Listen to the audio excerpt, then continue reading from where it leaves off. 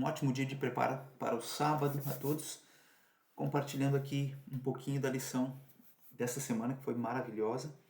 Não vai ser algo que eu vou enviar toda semana, tá? É só estou fazendo isso hoje porque realmente foi uma lição que me chamou assim para compartilhar e vocês já vão entender por quê. Então a gente estudou essa semana a lição número 9, agora, né, dessa semana que passou, dos dias 23 a 29 de agosto, que teve como título Vivendo a Lei. E o texto para memorizar que nós tivemos aí durante essa semana: Então o Senhor disse a Moisés: Assim você dirá aos filhos de Israel: Vocês viram que dos céus eu lhes falei: Não façam deuses de prata ao lado de mim, nem façam para vocês deuses de ouro. Êxodo 20, versos 22 e 23. E a lição começa então, né, na sua introdução, mencionando que Deus desejava que seu povo fosse um povo diferente, como diz Rodrigo Silva, não é esquisito, diferente das nações vizinhas. Deus queria que o povo dele fosse estabelecido como uma consagrada, quer dizer, separada, especial, uma especial comunidade de fé sob a sua liderança, liderança de Deus e autoridade de Deus. Todos estariam sujeitos à sua lei. Os juízes, que seriam seres humanos, obviamente, deveriam então administrar essa lei, né? Seriam nomeados como administradores da lei e os sacerdotes deveriam ensinar essa lei, deveriam ensinar as pessoas a colocar em prática e viver essa lei. Agora, os pais também teriam um papel essencial nesse processo. É o que hoje, né, nós como Igreja Adventista, a gente procura fazer também através aí dos nossos clubes de aventureiros, de desbravadores, né? É uma parceria entre família e igreja. Ok? Então os juízes e os sacerdotes eles teriam essas duas funções. Os juízes eles seriam os administradores, seriam como hoje deveria ser, né? Administrando a lei, enquanto os sacerdotes deveriam ensinar elas, né? Deveriam ser os professores morais do povo. A lição começou então abordando sobre o Código da Aliança. Eu destaquei aqui esse pensamento, que Deus deu leis adicionais. Olha que interessante. A gente mesmo, né, nós mesmos como adventistas, a gente às vezes não sabe disso, né? Entendemos que Deus deu apenas os 10 mandamentos e pronto, e é só isso. Não, Deus deu outras leis também, chamadas de Código da Aliança. Olha que interessante. Era a responsabilidade, então, desses juízes, né, que Deus escolheu e escolhia, zelar por essas leis e aplicá-las corretamente. Agora, olha que interessante o pensamento aqui, ou a citação da mensageira do Senhor. Com a mente cegada e pervertida pela escravidão e pelo paganismo, lá no Egito, durante 400 anos, os israelitas não estavam preparados para valorizar completamente os princípios de grande alcance dos 10 preceitos de Deus, o Decálogo, né? Os 10 mandamentos. E ela continua dizendo: essas leis, a aliança, né? O Código da Aliança, essas leis foram chamadas de juízos, tanto porque eram organizadas com sabedoria e equidade infinita, quanto pelo fato de que os magistrados deveriam julgar de acordo com elas. Então, os magistrados, os juízes da época, né? Diferentemente dos 10 mandamentos, foram transmitidas particularmente a Moisés, que as deveria comunicar ao povo. Isso ela diz então no seu livro Patriarcas e Profetas, nas páginas 260 e 261. Então assim, né, começa a lição da semana muito boa, mas vamos acelerar aqui. Eu deixei aqui o capítulo na íntegra de Êxodo 21. Olha só que capítulo intrigante esse aqui. Diz assim: são essas leis que você deverá proclamar ao povo. Se você comprar um escravo hebreu e ele servir você por anos, ele servirá por 7 anos, mas no 7º ano será liberto sem precisar pagar nada. Tá? Eu coloquei aqui em azul um verso em preto, um verso em azul, um verso em preto, um verso em azul, só para facilitar a visualização, tá? Então agora, versículo 3. Se chegou solteiro, solteiro receberá liberdade, mas se chegou casado, sua mulher irá com ele. Verso 4. Se o seu senhor lhe tiver dado a mulher, e esta lhe tiver dado filhos ou filhas, a mulher e os filhos pertencerão ao senhor, somente o homem sairá livre. 5. Se porém o escravo declarar, eu amo meu senhor, a minha mulher e os meus filhos, e não quero sair livre, o seu senhor o levará perante os juízes. Terá que levá-lo à porta ou à lateral da porta e furar a sua orelha. Assim ele será seu escravo por toda a vida. Se um homem vender sua filha como escrava, ela não será liberta como os escravos homens. Se ela não agradar ao seu senhor que a escolheu, ele deverá permitir que ela seja resgatada. Não poderá vendê-la a estrangeiros, pois isso seria deslealdade para com ela. Se o seu senhor a escolher para seu filho, lhe dará os direitos de uma filha. Se não lhe garantir essas 3 coisas, ela poderá ir embora sem precisar pagar nada. Quem ferir um homem, vindo a matá-lo, terá que ser executado. Todavia, se não o fez intencionalmente, mas Deus o permitiu, designei um lugar para onde poderá fugir. Mas se alguém tiver planejado matar outro deliberadamente, tire-o até mesmo do meu altar e mate-o. Quem agredir o próprio pai ou a própria mãe terá que ser executado. Aquele que sequestrar alguém e vendê-lo, ou for apanhado com ele em seu poder, terá que ser executado. Então aqui nós lemos até o verso 16, na sequência. Quem amaldiçoar seu pai ou sua mãe terá que ser morto. Se 2 homens brigarem e um deles ferir o outro com uma pedra ou com um punho, e o outro não morrer, mas cair de cama, aquele que o feriu será absolvido. Se o outro se levantar e caminhar com o auxílio de uma bengala, todavia ele terá que indenizar o homem ferido pelo tempo que este perdeu e responsabilizar-se por sua completa recuperação. Se alguém ferir seu escravo ou escrava com um pedaço de pau ou como resultado o escravo morrer, será punido, mas se o escravo sobreviver 1 ou 2 dias, não será punido, visto que é sua propriedade. Se homens brigarem e ferirem uma mulher grávida e ela der à luz prematuramente, não havendo, porém, nenhum dano sério, o ofensor pagará a indenização que o marido daquela mulher exigir conforme a determinação dos juízes. Mas se houver danos graves, a pena será vida por vida, olho por olho, dente por dente, mão por mão, pé por pé, queimadura por queimadura, ferida por ferida, contusão por contusão. Se alguém ferir o seu escravo ou sua escrava no olho e o cegar, terá que libertar o escravo como compensação pelo olho. Se quebrar um dente de um escravo ou de uma escrava, terá que libertar o escravo como compensação pelo dente. Se um boi chifrar um homem ou uma mulher causando-lhe a morte, o boi terá que ser apedrejado até a morte e a sua carne não poderá ser comida, mas o dono do boi será absolvido. Se todavia o boi costumava chifrar o dono, ainda que alertado, se todavia o boi costumava chifrar e o dono, ainda que alertado, não o manteve preso, e o boi matar um homem ou uma mulher, o boi será apedrejado e o dono também terá que ser morto. Caso, porém, lhe pedirem um pagamento, poderá resgatar a sua vida pagando o que for exigido. Esta sentença também se aplica no caso de um boi chifrar um menino ou uma menina. Se o boi chifrar um escravo ou uma escrava, o dono do animal terá que pagar 360 gramas de prata ao dono do escravo e o boi será apedrejado. Então aí, na íntegra, né? Êxodo 21. E aí eu quero destacar algumas coisas.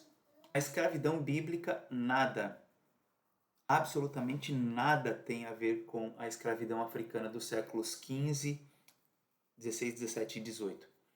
Por alguns motivos. Eu coloquei aqui, né, o que a lição mesma nos trouxe, mas algo que é teológico e histórico, tá? Primeiro, a servidão bíblica era limitada a 6 anos, conforme Êxodo 21, né, e os outros versos. Segundo, no 7º ano, todos os escravos tinham que ser libertos, a menos que quisessem ficar com o seu senhor. Terceiro, os senhores tinham que dar-lhes o descanso do sábado. Lembra-se do mandamento, né, do 4º mandamento? E quarto motivo aqui, os senhores tinham que prover as suas necessidades. Era responsabilidade dos senhores o sustento e as necessidades, então, né, a provisão das necessidades essenciais dos seus escravos. Nada tinha que ver a escravidão bíblica com a escravidão africana dos séculos XV a XVIII. Então, às vezes, quando uma pessoa vê ou lê a expressão escravo na Bíblia, servo, né? E traz para o contexto dos séculos XV a XVIII da escravidão africana e entende que é a mesma coisa ou é paralela. Não, não tem nada a ver. Absolutamente nada a ver. A escravidão bíblica e a escravidão do século XVIII. Claro que a escravidão africana, a escravidão egípcia foi uma escravidão severa, mas no contexto ali entre servos e senhores, entre senhores e escravos ali, inclusive ali no início do Novo Testamento, Paulo fala sobre isso, nada tem que ver com a escravidão africana. Então, vamos tirar esse mito,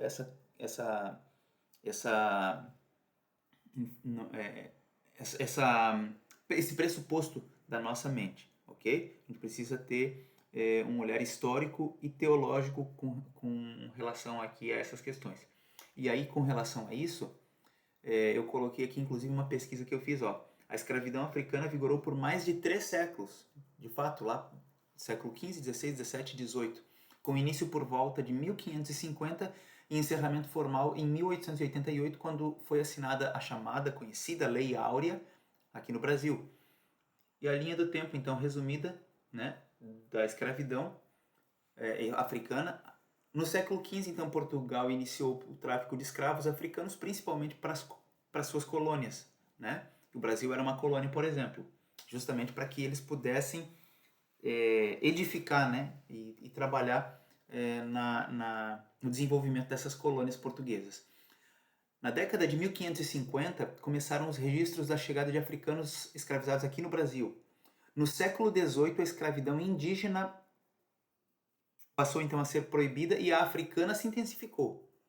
E no dia 13 de maio, conhecido 13 de maio, né, nome de ruas aqui no Brasil, em vários municípios aqui do Brasil, né? No dia 13 de maio então, de 1888, a escravidão é abolida oficialmente no Brasil com a assinatura da Lei Áurea.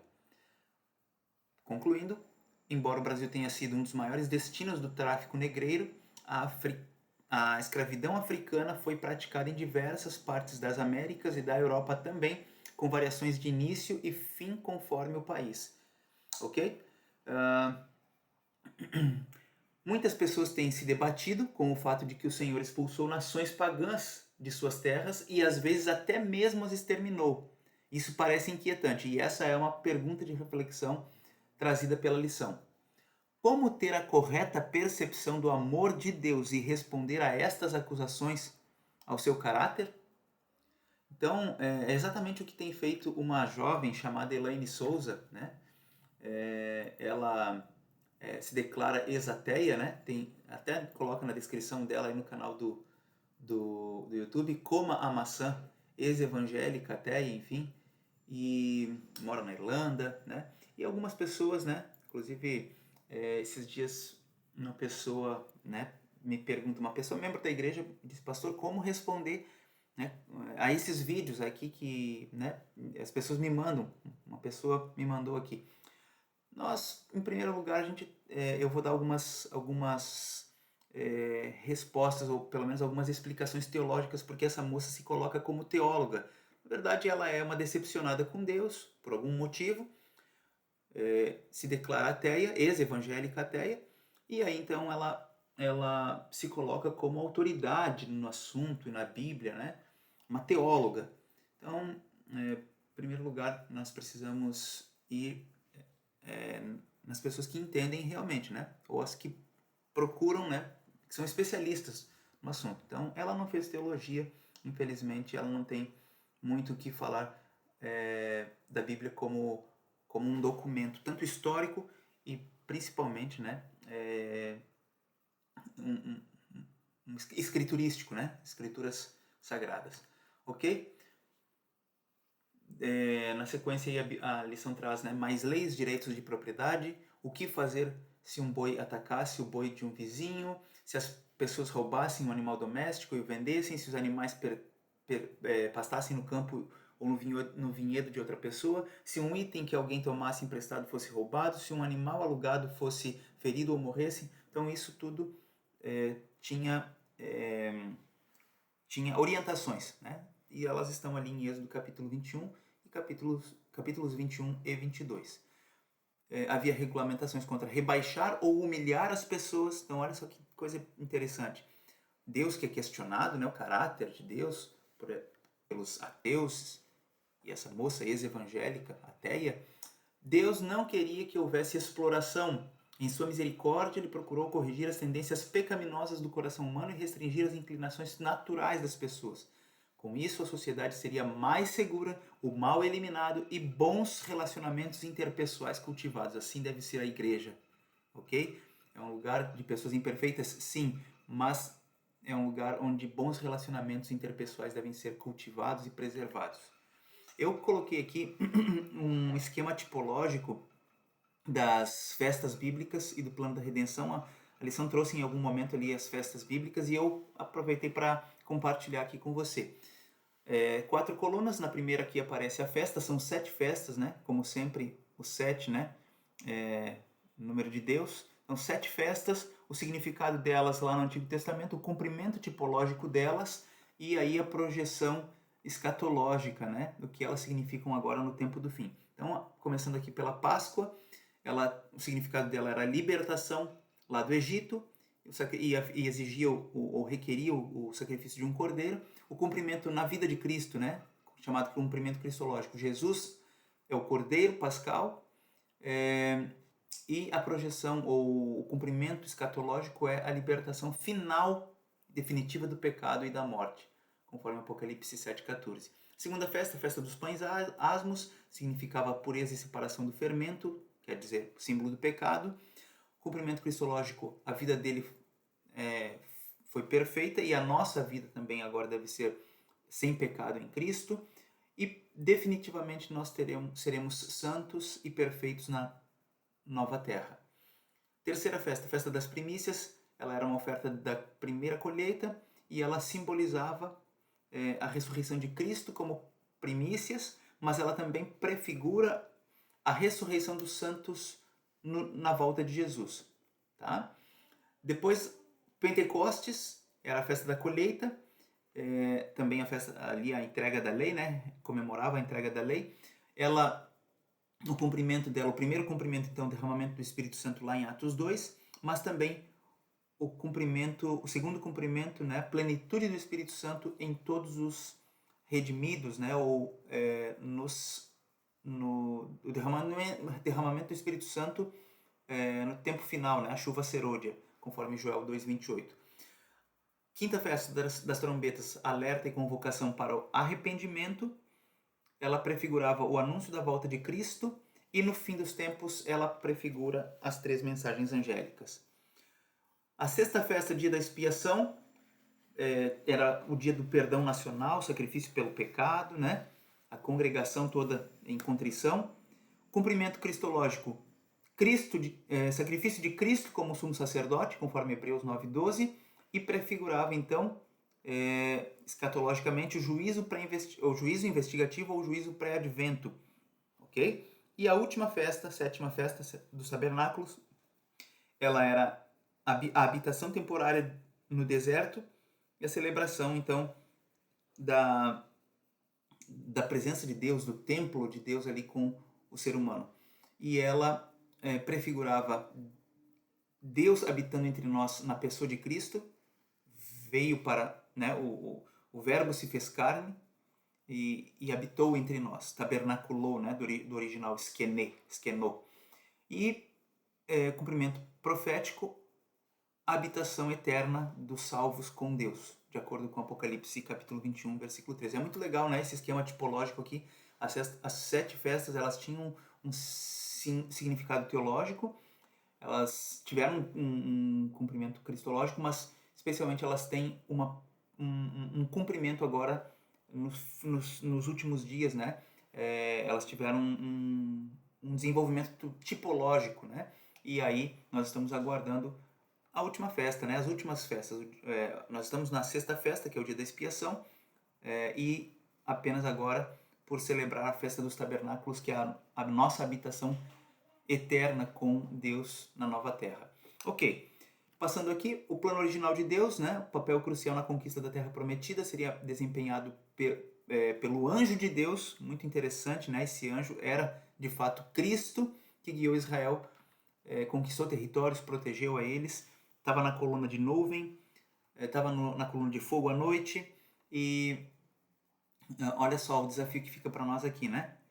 O desafio à vontade de Deus e a descrença em sua liderança, não a liderança humana, a liderança de Deus. A descrença na liderança de Deus dificultariam o avanço dos israelitas na jornada para Canaã.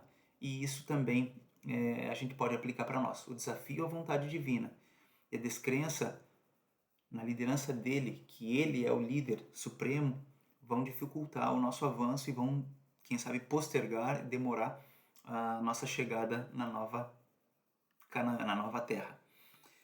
Olho por olho, né? Teve uma sessãozinha aí da lição que falou sobre olho por olho, dente por dente, enfim, é mencionado por Jesus em Mateus 5,38, extraído de Êxodo 21, 24.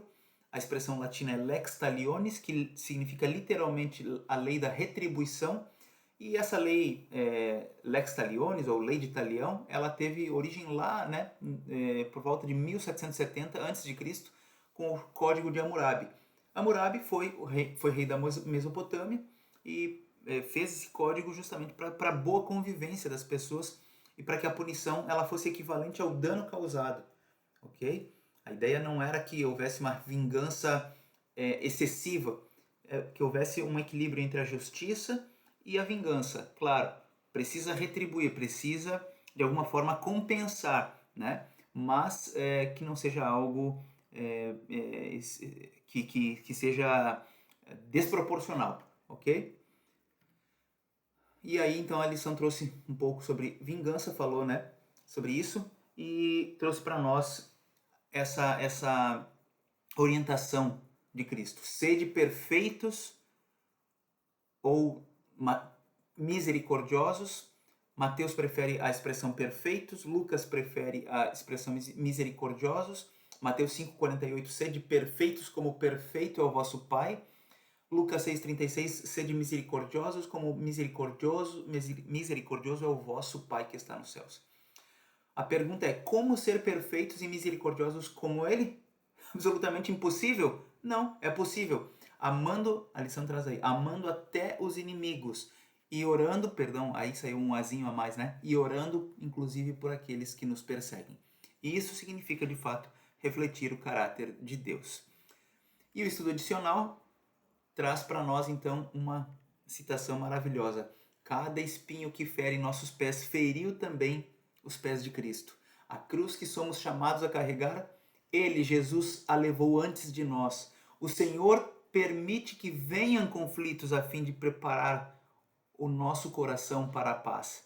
O tempo de angústia que está por vir será uma prova terrível para o povo de Deus, é verdade, mas também será a oportunidade de todo verdadeiro crente olhar para cima e ver pela fé o arco da promessa ao seu redor. O grande conflito, página 525. Essa foi a lição dessa semana. Que Deus nos abençoe muito, que você tenha uma ótima recapitulação com a sua classe nesse sábado. Tchau, tchau!